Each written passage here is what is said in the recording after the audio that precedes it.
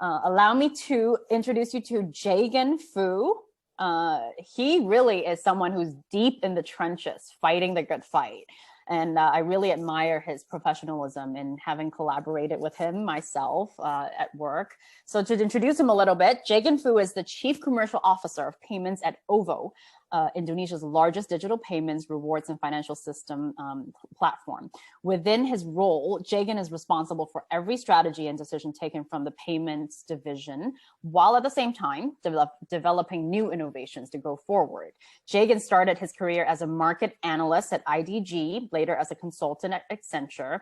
Prior to joining OVO, he held various strategic roles at Grab, starting as the head of operations and then country head of Malaysia and deputy regional head of Grab's two-wheel business. Jaygan earned his Master of Engineering from the University of Melbourne after completing his bachelor degree at Multimedia University, Malaysia. Welcome, Jaygan. Thank you for taking time to spend with us. There is so much to talk about with Indonesia. Why don't we start with the macro and then zoom in, because you are running the largest e-payments company in the fourth largest populated country in the world. Indonesia currently has over 270 million people. It is the 10th largest global economy with an average GDP of over 5% pre-COVID. Jaygan, can you tell us about the challenges and opportunities in this country, and how does OVO fit into this landscape? Yeah, sure. So Indonesia today is one of the largest economy in Southeast Asia. I think the largest in Southeast Asia. And the thing is, in Indonesia today, despite all the reports saying that 50% of the population has bank accounts, but bulk of them is still, I call them underbanked. What do I mean by underbanked? These guys, these people that I mentioned here, they are pretty much people who only use their bank accounts for salaries. So, once you get your salary in and then you cash out everything and then you go on with your lives. As a result of that, right, we see it as an opportunity and also a challenge, because the key question to answer is, how do we digitalize them? How do we add value to their lives through financial services products? And most importantly, how do we gain their trust? I think these are the three things that it's very important for any fintech to want to be successful in Indonesia. Yeah, no, thank you. Can you elaborate a little bit on the major pain points that are in your sector? Sure. So this is how we segment our customers within OVO today. So on a very broad level, we have the consumer side, which is people like you and me, and also the merchant side, which are pretty much businesses. So let me give you an example of people like you and me in Indonesia.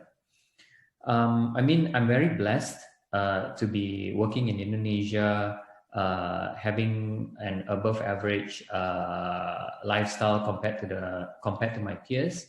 But when I go down to the ground, when I speak to my house helpers and all, right, they basically share very, very, how do I say it, very, very mind-boggling insight. So let me give you an example.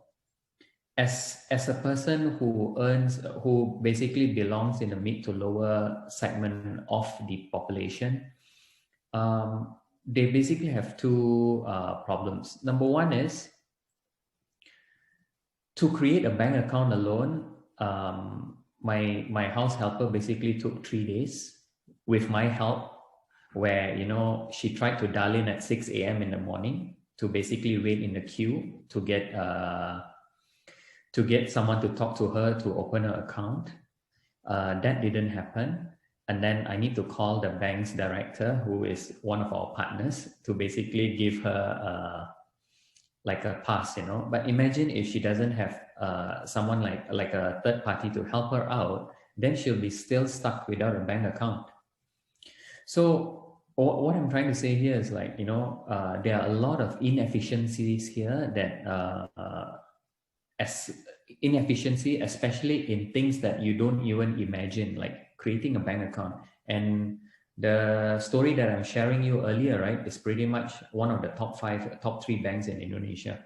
So imagine a top three bank having that type of issues to even create an account.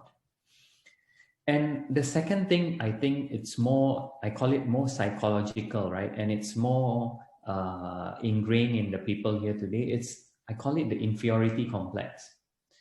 So let me give you an example, right? Like for myself, I'm very lucky again, like I mentioned earlier, like someone will come to my house. Hi, Pak Jaygan, how are you? You know, I got all these documents. Can you please sign? And then I get everything done, credit card, bank accounts, and etc. But for my house helper, for example, for the people on the street, right? If they go into the bank account, they go into the bank to line up, right? They feel very, very inferior because everyone are like with super Prada bags, you know, they wear very expensive clothes. And then the middle to lower class, lower income group, right? When they go to the banks, they feel very inferior. And that is one of the inhibitors to them being financially included, you see. So like the micro moments for them having bank accounts is pretty much when they apply for a job and then they need to fill in a form, and then the form will be sent, form in the office, and then it will be sent to the bank, and then their accounts are open. So these are the two major factors that I see from the consumer side. And from the merchant side, it's like when I say merchant, right, I'm not talking about the KFC, McDonald's of the world. I'm talking about the warungs on the streets. So one of the key highlights that I want to share here is around the way they think. You know, like I mean, these are some of the lessons for players who want to come to like rural, in third world countries to work, right? Is I think for whatever we want to do, right, we need to put ourselves in their shoes. For example, when I talk to a warung owner, I basically hung out with the guy for at least 1-2 hours, gained his trust, and then I asked all these hard questions, right, in local language. And he really appreciated that I tried the local language despite my broken bahasa, but he really, really appreciated it, and he became more open to that, right? And this is the key highlight for me. Like, Jaygan, you know, end of the day, right? You go to school, you go to university, you know, you learn accounting, profit equals to revenue minus loss, minus cost. Mm-hmm.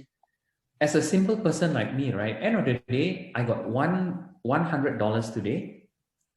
And when I buy goods worth of $100 today, how much will I get end of the day? Like, how do they turn their money every day? So they don't have this concept of profit and loss. Their concept is all about cash flows. Like if I buy $100 worth of goods, when would I get back $105? And that delta would be how I survive. Right. So, you know, like initially, without even going on the ground, like we will think about, oh, we need to do a POS in this merchant. We need to do this technology, that technology. It's basically top-down push, right? Then the adoption is so crap that you laugh at yourself, and then you go down and understand why. And for them, right, I don't need a POS system. Why do I need a POS system? Because end of the day, I'm a cash flow guy. I'm not a profit and cost guy, see? So this is how their work. And now, if everything goes smoothly and well, I think they'll be earning a decent living, right? Slightly above minimum wage, maybe about 30-40% above minimum wage or more. But imagine suddenly when there's like some unforeseen events, someone got sick, then that $100 just now, right, it can't be used to turn that money. Now they need to basically use that money for medical, for example, or their daughters or son getting married, or something as simple as that, you see. So that's why I say that concept of profit and loss it's not in the merchant owner's mind. It's all about how much cash I have and how much ROI can I get from that cash.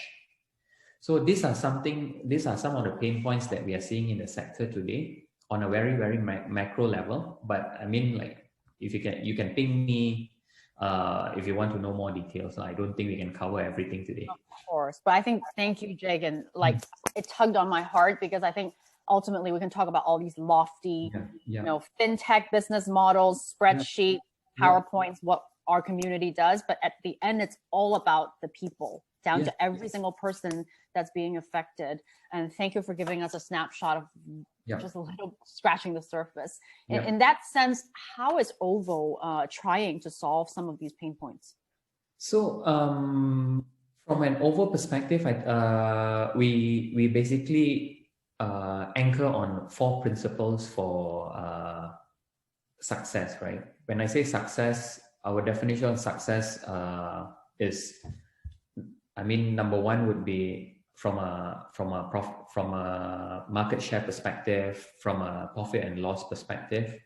And the success number 2 is something that I think I've grew up from Grab, and this has basically the culture there that I've got and I've brought to OVO, right? Success number 2 is how much lives can you change? How many lives can you change? I think these are the 2 measures of success. And from a fintech perspective, my boss always tell me there are 4 principles here. Principle number 1 is distribution. How do you ensure that whatever you do has mass distribution? Number 2, instant gratification, meaning when someone clicks a button or someone purchases something, I mean, there's an instant gratification that there's no lag, there's no delays, or there's no doubt. Number 3, liquidity. How can we allow liquidity across the platform? And number 4 would be low friction, high frequency. So how can we ensure that, you know, all the products that we do, right, caters for different levels of people? Like, for example, if I give my mom an iPhone 12, for example, right, she even can't do WhatsApp, she just do calls. So like, how can we basically cater our product towards different segments of users? So that's on the principle. So based on that principle, right, there are some examples that we are, what do you call it, we are working on today, such as, you know, we worked with on this Kartu Prakerja project, where we disperse money to people who are in need. We work closely with the government to basically disperse about 600,000 rupiah to about 1.5 million people to basically help them during the peak of COVID. So basically, like I said, anchoring on that mass distribution principle just now, we are able to reach to more people faster because our signups are very, very easy. Number 2 is our KYC identification is very, very robust and easy as well. And as a result of that, we are confident to distribute money to 1.5 million people across Indonesia. And number 2 is also, we also looked at a few areas that to work on for 2021, such as the supply chain space, because the opportunity here is pretty much the warung owners wants to grow their business, and in order to grow their business, they need more cash flows, and that's where OVO comes in. Number 2 is you got the wholesalers or the distributors that wants cash on the spot. So we are trying to take risks between these 2 stakeholders, and hopefully with data, with understanding our merchants, we are able to do so. And lastly would be around working with Bank of Indonesia to basically push for the QRIS adoption. QRIS adoption is something like a standard QR that can be scanned by multiple players across the market. No, thanks so much. I mean, it's not easy. Like that's why it's so, we have to hear from people like you who are doing the painful work, because every step is not smooth. And I'm sure you guys do tons of trial and error. And the most difficult thing is you think something would work, and once you launch it and you test it, the reception is completely different. On that note, right, you mentioned the role of socialization and support in helping the onboarding of individuals.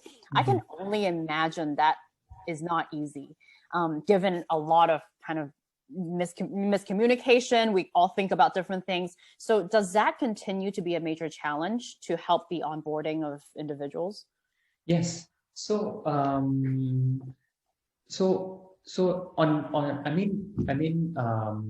we have been in, like, at least personally for me, I've been in OVO for the close to 3 years now.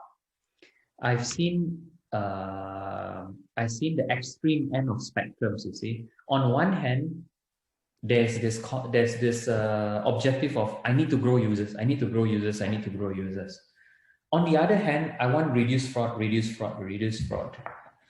So the key question to answer then is, how do we not take a binary answer to basically amalgamate both objectives together? And that's where I feel we are getting smarter by learning from a lot of learning across the 3 years here, right? I think key point number one is, how can we basically build an identity product that is dummy proof? Like, for example, in the earlier stages, right, we basically have booths in a lot of malls to basically do face-to-face KYC. But then when we do face-to-face KYC, we don't have like a third-party body to ensure that whatever the biometric data and also the data in the identity card is correct. So as a result of that, when you give credits to this, when you give a credit line to these people, right, that's where you get fraud. And you will see even OVO accounts were being sold in Tokopedia, like e-commerce sites, because people will get free money out of it. So, I mean, based on all these expensive lessons, right, we have identified some of the areas to look at to basically improve ourselves, especially in the user experience side, to then improve this whole process. And also, I think we are also humble enough to note that, it's not a zero. It's not like, we can't do 100% adoption overnight. We need a phased approach where we still have booths, we still have people on the ground to help with this, but we are becoming more data driven in the sense where, okay, where do we have these booths for in the market today? How do we help people? We see every drop-off points across the process to ensure that we learn and then we improve along the way, and eventually when we give credits to people, we don't get backlash out of it.